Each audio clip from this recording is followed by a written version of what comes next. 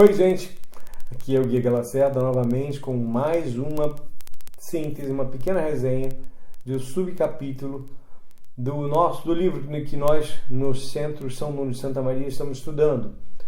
A história da Igreja de Cristo, a Igreja dos Apóstolos e dos Mártires. Estamos no último capítulo, no capítulo 12, e vamos falar brevemente, muito brevemente, sobre mais um subcapítulo que chama-se A Consciência de um Novo Papel. Então esse subcapítulo começa com a descrição de uma profecia de Daniel, que sai em Daniel, e na qual ele fala da estátua com cabeça de ouro, peito e braços de prata, o ventre e os quadris de bronze, pernas de ferro, os pés metade de ferro, metade de barro. E o próprio autor, Daniel Hobbes, faz uma alusão que seria aos 4 impérios, aos 4 grandes impérios que se revezavam, não é, com o tempo e que, logicamente, como ele interpretava e como isso era interpretado.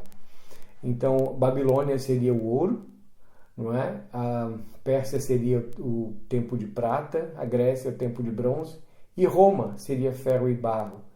Seria ferro em função da sua força e barro em função da fragilidade, não é? Tinha uma fragilidade específica. É curioso isso.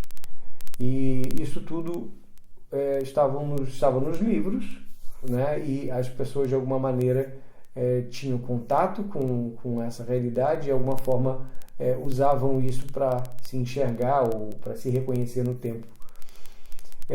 Em 386, Santo Ambrósio já escreve sobre o fim dos tempos. Então isso é uma coisa comum de nós vermos logo no período na igreja, no início, né, deste mesmo livro.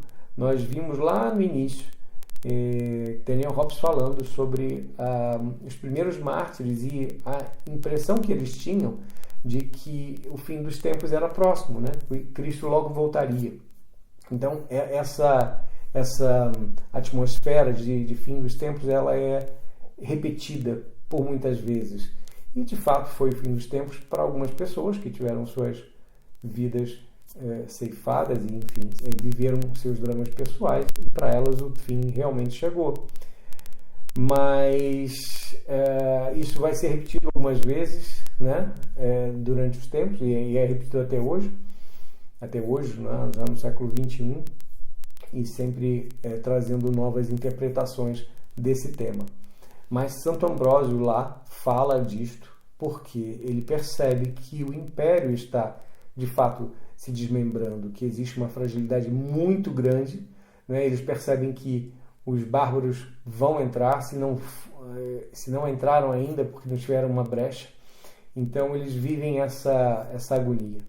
Mas é curioso que eu sempre lembro de um livro, de um estudo chamado Sexual Persona, que foi feito por uma feminista famosa chamada Camille Paglia, que ela ressalta nesse livro que uma característica marcante, né, das sociedades historicamente degradadas, né, cujos impérios estavam decadentes, assim, prestes a ruir, essas sociedades, todas elas tinham uma característica marcante, que era a moral sexual degradada. Não é? Isso era uma coisa que via-se em Roma, não é? Que viu-se em vários momentos da história e que, curiosamente, vê-se também no nosso tempo. Uma moral degradada, uma moral laxa e uma série de conceitos absurdos sendo tratados como normais. Enfim, seguimos adiante. O fim dos tempos, este fim dos tempos, seria então um recomeço? Seria preciso uma associação com o que havia de melhor no mundo antigo para que dali surgisse um mundo renovado? Será que esse seria o mundo novo? A Igreja adota as divisões territoriais de Roma. O Império está ruindo, mas ela não deixa de perceber que determinadas estruturas vão permanecer. E as divisões territoriais são algo palpável para a Igreja, e ela mantém aquilo. A igreja absorve também elementos da arquitetura pagã e na cultura estabelece a ligação mais forte. A intelectualidade católica utiliza a literatura antiga como base. A igreja estudou e absorveu os grandes escritores pagãos, transcreveu tanto os evangelhos como o fez com Virgílio, com Sêneca, com Tito e Tácito. Pois ela não, em momento algum, a igreja negava, não é, o valor que existia nesses autores, o valor que existia nessas letras. A igreja, ela não nega nem mesmo as glórias do modelo romano, assim como os seus erros, ela não negava. E no tempo que viu as fronteiras serem destruídas pelos invasores, sofreu igualmente. Chegará tempo de chorar, disse São Jerônimo. E neste tempo, é neste tempo que Santo Agostinho escreve A Cidade de Deus. Os cristãos usarão o passado para construir o futuro. A cultura será orientada para a apologética e servirá a fins cristãos. A Roma que sobreviverá será a Roma cristã, uma síntese entre os elementos essenciais do passado e do futuro. O cristianismo semeava a futura civilização e esse é o novo papel que desempenha conscientemente.